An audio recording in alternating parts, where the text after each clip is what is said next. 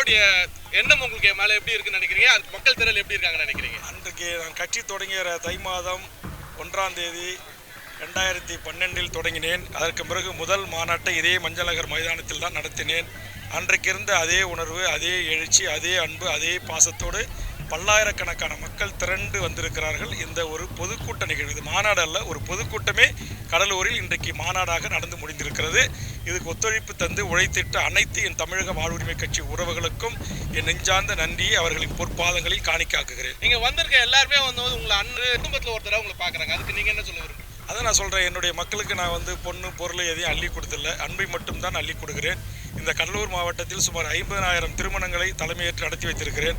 பல்லாயிரக்கணக்கான காதலி விழா, மஞ்சளாட்டு விழா, வளையல் சூட்டு விழா, பெயர் சூட்டு விழா, கர்மகாரியம், படத்திறப்பு விழா, சாவு, வாழ்வு என்று இந்த மக்களோடு ஒருவனாகத்தான் எனது 40 ஆண்டுகள் அரசியல் வாழ்வு நகர்ந்திருக்கிறது. இங்கே நான் ஒருவருக்கும் தனிப்பட்ட முறையில் எந்த ஒரு ஆதாயத்தையும் நான் செய்து தரவில்லை. அவர்கள் அனைவருடைய அன்பையும் பாசத்தையும் பெற்றிருக்கிறேன். அவர்கள் வீட்டில் ஒருவனாக, அவருடைய பிள்ளையாக, தம்பியாக, அண்ணனாக நான் மக்களால் நேசிக்கப்படக்கூடிய ஒரு அன்பை பெற்றிருக்கிறேன். அதற்கு காரணம் 40 ஆண்டு காலமாக அவருடைய இன்பத்திலும் துன்பத்திலும் சமபங்கெடுத்து அவர்களில் ஒருவராகவே, அவர்களோடு மக்களுக்காகவே நான் என்று உங்களில் ஒருவன் உங்களுக்காகவே ஒருவன் என்கிற முழக்கத்தை முன்வைத்து தான் என்னுடைய அரசியல் வாழ்வு நகர்ந்து கொண்டிருக்கிறது. அதனுடைய வெளிப்பாடு தான் மக்களுடைய இந்த பேரெதிர்ச்சி. இங்கே வந்த இந்த பேர் ஆதரவுக்கு அடிப்படை காரணம் இங்கே யாருக்கும் தலைக்கு 500 ரூபா 200 ரூபா கூட்டு கொடுத்து வந்த கூட்டம் இல்லை.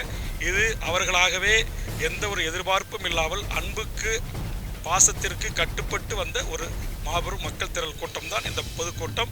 ஐயா ஆணைமுத்துக்கும் புலவர் கலியபெருமாள் ஐயாவுக்கும் தமிழக வாழ்வுரிமை கட்சி எடுத்த இந்த மாபெரும் நூற்றாண்டு விழாவில் இவ்வளவு பெரும் திரள், அதாவது நாங்கள் இருக்கை ஒரு கணக்கிட்டு போட்டிருந்தோம். அதற்கு பிறகு பலாயிரக்கணக்கான இருக்கலை கொண்டு போட்டிருந்தோம். அப்படி இருந்தும் மைதானம் முழுவதும் வேன்களிலும் மேலையும் மேடையின் பின்புறமும் எங்கு பார்த்தாலும் மக்கள் தலைகளாக இருந்ததற்கு காரணம் அன்பு மட்டுமே. 2026 தேர்தலில் உங்களுடைய தேர்தல் வருகின்ற போது வியூகத்தை சொல்லுகிறேன். நன்றி.